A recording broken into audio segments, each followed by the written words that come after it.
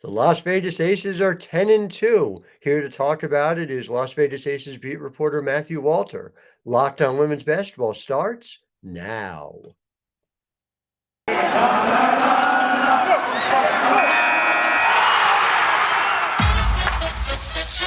are Locked On Women's Basketball, your daily podcast on women's basketball. Part of the Locked On Podcast Network, your team every day.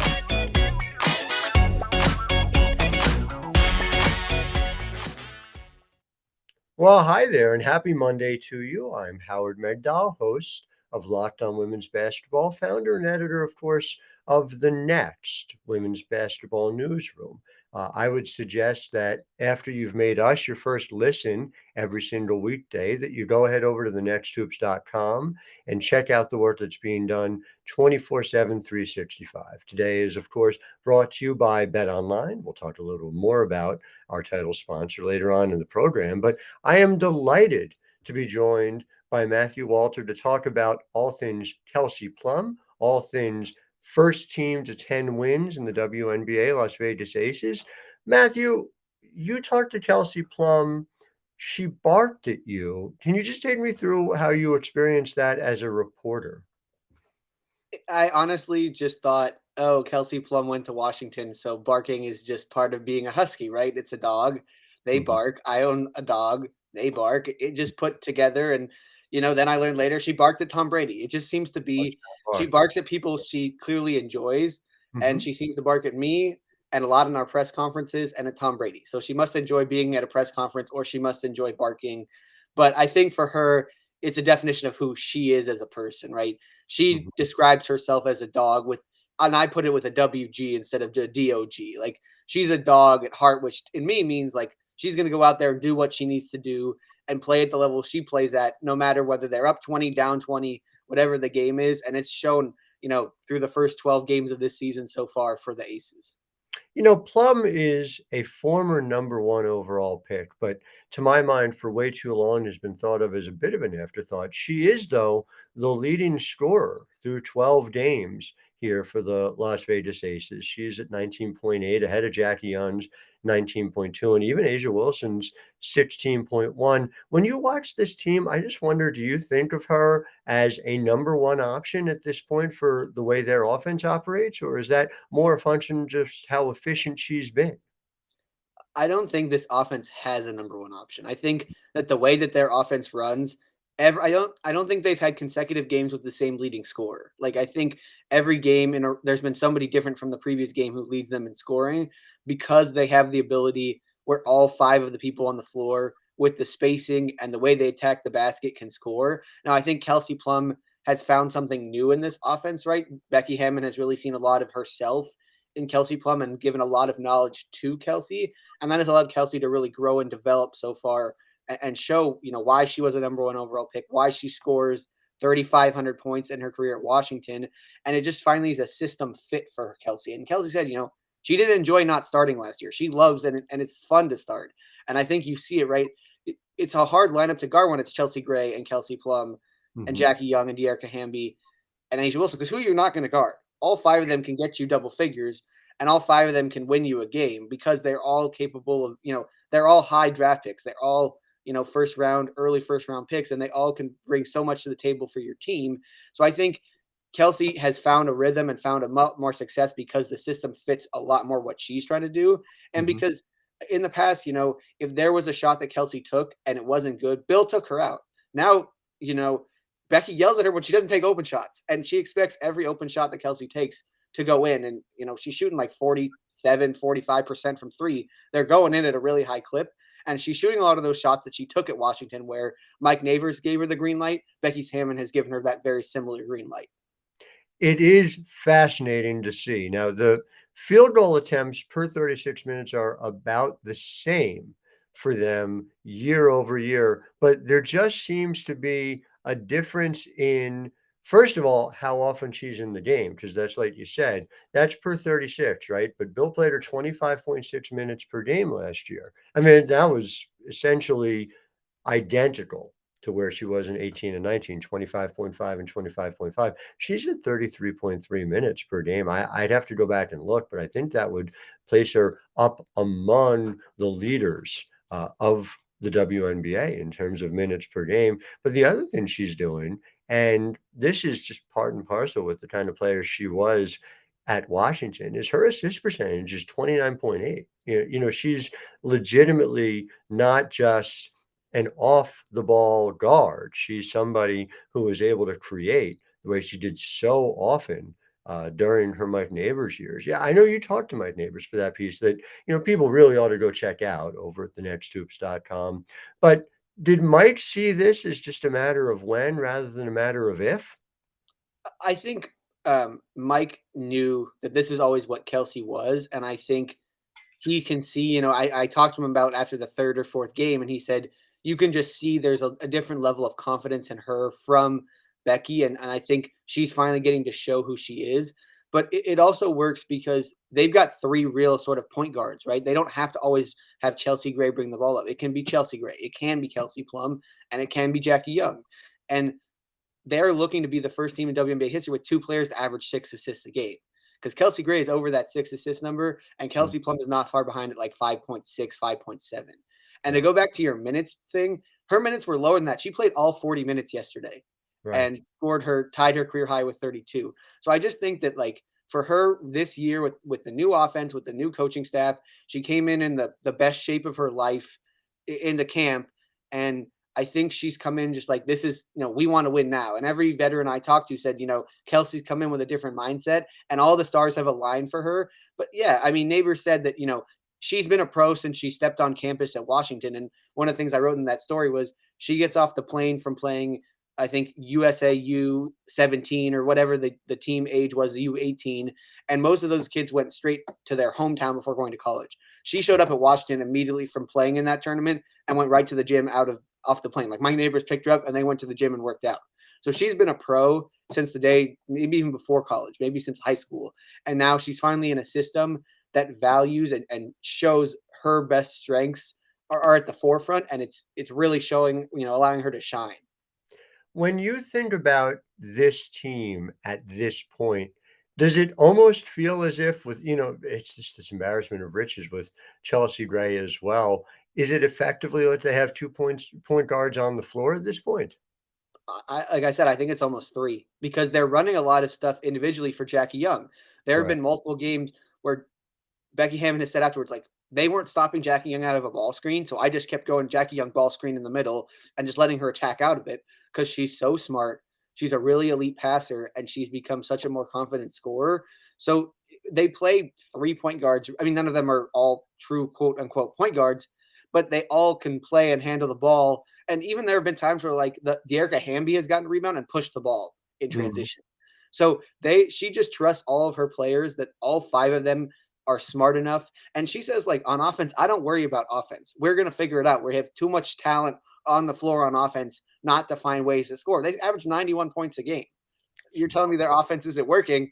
91 points a game is pretty good. It's, she doesn't worry about that. She worries about, are we following, our things on defense? Are we doing what we're supposed to do that on that side of the floor? That's where she gets on them. But offensively, she always says, like, when we miss shots, it's not like the shots we're taking are bad shots. I like the shots. They just don't go in.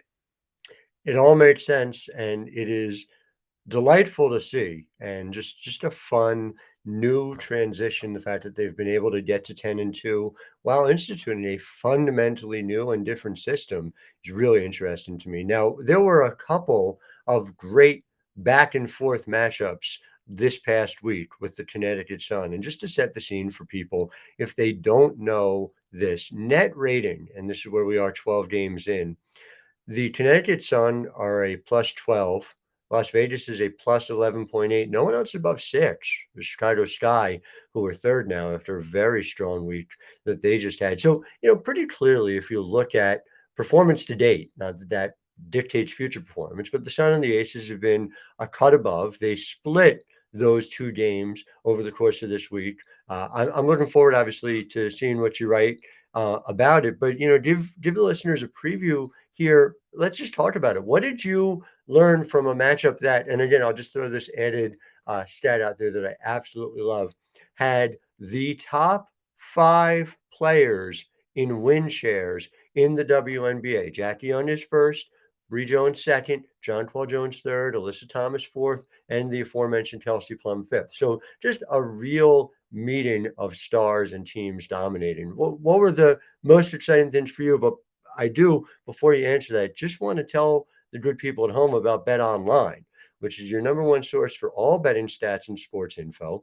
Find all the latest sports developments, news and odds, including this year's NBA finals. Did you know that there's actually an NBA? It's not just WNBA, NHL, Stanley Cup Finals, MLB, and of course all the latest fighting news. I love that BetOnline.net has not just men's sports odds, but of course women's sports odds as well. It is one of the many ways in which we need to see there be equality in the sports landscape. So head to the website today or use your mobile device to learn more about the trends in action. Bet Online is where the game starts. So yeah, where the games ended was a split. What were your biggest takeaways from what the Aces and the Sun did last week? So I think the first thing to say is like it felt like a playoff series. I know it was 2 games, but the timing right. They had a day off in between the first 2 games of the first time you could consider the 2 best teams in the league playing each other, and they had that one day off in the middle. The Aces in game one, I think, really showed who they are. They had a really good offensive performance. They did a really good job defensively, limiting DeWanna Bonner and Jonquel Jones to not their best game, and it allowed them to get the victory. And it was really, it showed why they, have been the best team to start the year. And then in the second game, you expected Connecticut to make adjustments, and Connecticut was incredibly, incredibly physical. Like maybe the most physical game I've watched, and even Kelsey said maybe the most physical game that she's played in since she came into the WNBA. Yeah. And you saw it, right? Because what happens? Jackie Young goes down with an ankle injury, and then Chelsea Gray gets smacked in the mouth. Her tooth went through her lip. Sorry for being a little bit graphic for those listening. And she had to have stitches put in on the inside and outside of her lip. Luckily, she was able to play yesterday against Dallas. Jackie Young still out with the ankle injury. But it just shows that Connecticut, who is known for their defense and known for being a physical team, they brought that in the second game. They made the adjustments, and they were the better team. And Becky Hammon said after the game, like, we scored 90 points. We scored enough points to win. We just gave up too many points. Our defense wasn't good enough. And it showed right off the bat because they got smacked right in that first quarter. They gave up almost 40 points in the first quarter alone. And that's sort of where the game got away from them. And they chipped away and cut it to like 5 points, 4 points late in the game, but never could get over the hump just because they put themselves in such a hole in that first quarter. And I think they have one more game now in Connecticut later in the season. But I think if you look at it, this might be a matchup previewing our WNBA finals just because these two teams have shown, like you said, with the net rating, how much better they've been than everybody else. But I think, you make adjustments game to game. And Kurt Miller, who actually didn't even coach that first game because he was out with COVID, showed he can make really good adjustments, did a great job. And they really got killed in that second game down low in the paint. And DeWanna Bonner early on in that first quarter really got them with some good looks. It's fascinating, especially in light of the fact that last year, Connecticut absolutely owned Las Vegas. They beat them all 3 matchups. The general consensus was if they met in the playoffs, that Connecticut was going to beat that team. And then, of course, it never happened because the Chicago Sky went and beat Connecticut, and we didn't get to see that matchup come playoff time. But it is 2 different teams now. They were different last year, right? Like last year, both of them played big, but Vegas played big and fast, and Connecticut played big and slow. Now you've really got not just a difference in terms of pace and the way in which the teams are playing so far this year. And it's fascinating, by the way. Vegas again, top of the league in pace. Connecticut, middle of the pack now this year after being near the bottom last year. But also, of course, it's the pace and space are both differing quite a bit so far this season. I guess my bigger question, I know this is your first year on the beat with the Aces, but do you think Las Vegas is better equipped to compete with and beat the Sun over the course of a playoff series this year than they were last year? I think sort of a hot take here. I think Las Vegas, despite the fact that they had the best record in the last 3 years under Bill Laimbeer, is a better team right now. I think Becky Hammon has them all playing offensively in a really fun system. They've all the players have admitted playing in this system, shooting the ball the way we do, sharing the ball the way we do, not sort of being limited in this triangle offense has been a lot more fun.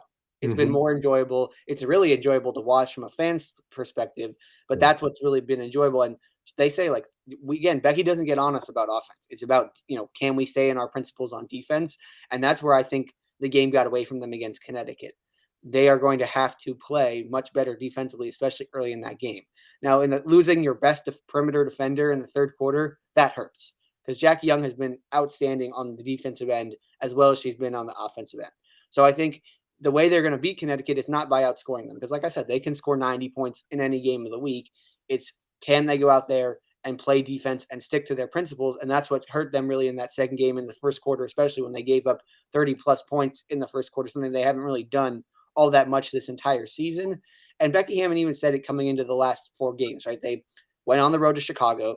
They played back-to-back against Connecticut, and then they played yesterday against Dallas. 4 of the teams that are in the playoff hunt right now in the WNBA. And she said, this is going to really show us, who we are as a team and where do we stack up against these really good teams over these next 4 games. They went 3-1 and they showed really well, but I think you're right. I think they saw some things in that Connecticut game that showed, hey, we need to shore some things up, especially defensively against people like who play bigger with a Jonquel Jones and a Bree Jones and a DeWanna Bonner. And then yesterday against Dallas, they got killed on the on the boards. Dallas had a ton of offensive rebounds. They didn't convert them into second chance points, but that's where, you're asking Asia Wilson to go in there and be your anchor on defense. And then she's got to also try to box out and rebound.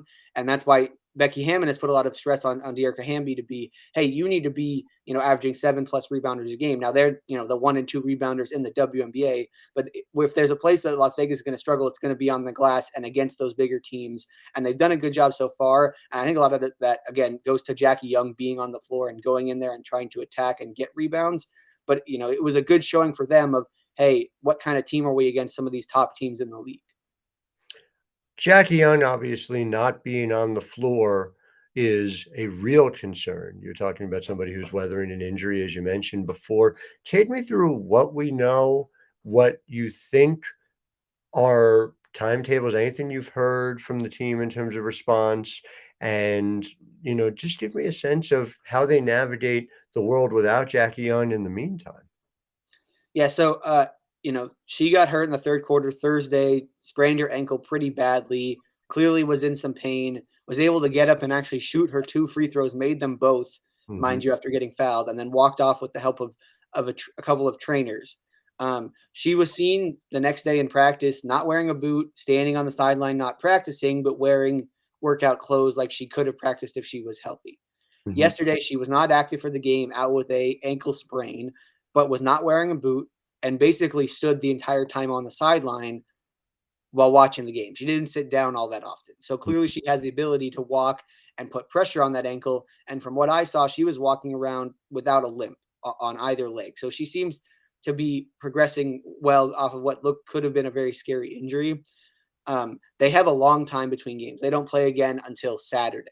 So they have a lot of time to get her in some sort of treatment, get her right. And I'm not saying that she will be back on Saturday, but just based off of the things that I've seen and the way that, they knew they were going to have to pick her up, yesterday against a very good Dallas team. But just the viewpoints make me think she won't be out all that long. I don't think it's going to be something long-term. I think it's going to be a short-term injury. Would it surprise me if she's back on Saturday? Absolutely not. But I don't know how, injuries progress. They're non-linear, right?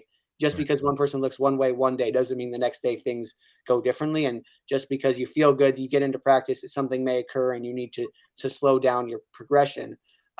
In the meantime, they went to a very interesting lineup yesterday, starting Teresa Plaisance and moving Dearica Hamby to the 3, keeping Asia Wilson at the 5. And I think a lot of that was because they wanted a bigger body to guard Arike Gumbawale. And for the most part, they did a very good job on her. She had 15 in the third, but minus that, they did a really good job limiting Arike for the rest of the game. And Dearica's big body really sort of bothered her, I think.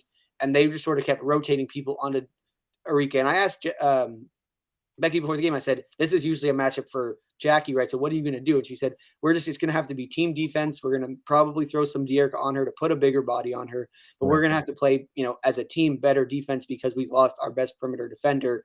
And hopefully, again, like I said, there's a good chance, just off what I've seen, that she, again, could be back on Saturday. There's a lot of time between then and now when they play again. Also, like I said, injuries are non-linear, but I think every game you'll see a slightly different starting lineup just based off of matchups. But again, they may go with Plaisance again because they want to get rebounds, because that was where they struggled against Dallas. Love to see TP getting 32 minutes. That's always a good thing as far as I'm concerned. But you're right. And again, to that end and to that point, I remember being in the room with Muffet McGraw when Jackie Young was a sophomore, and Muffet McGraw said Jackie Young has a chance to be the best player to ever come out of Notre Dame. And it was just this huge statement. She's saying it in the wake of Skylar Diggins-Smith coming to the league, in the wake of, people like Ruth Riley. I mean, you just go back in time, the list goes on and on and on. Even at that time, you're talking during the Arike era. But increasingly, it is hard to ignore the idea that Muffet McGraw might be onto something.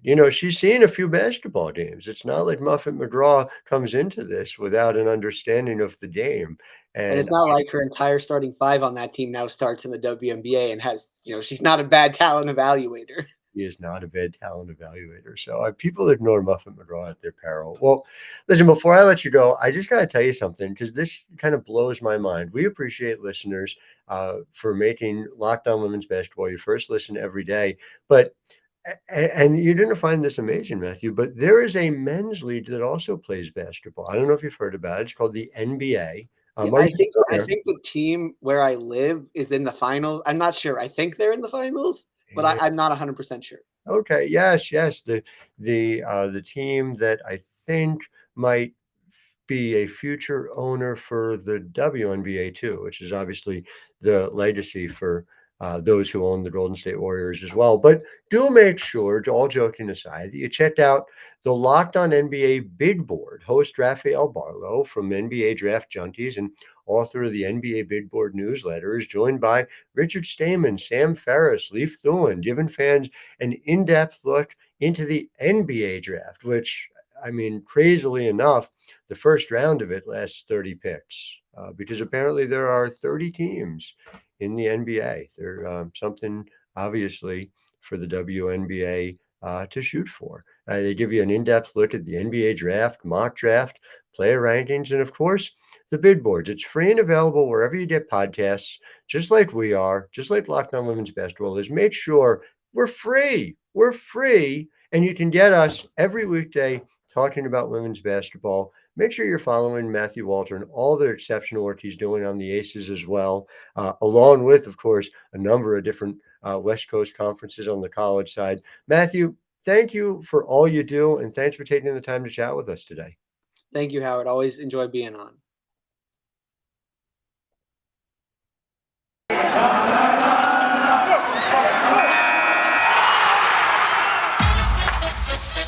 You are Locked On Women's Basketball, your daily podcast on women's basketball. Part of the Locked On Podcast Network, your team every day.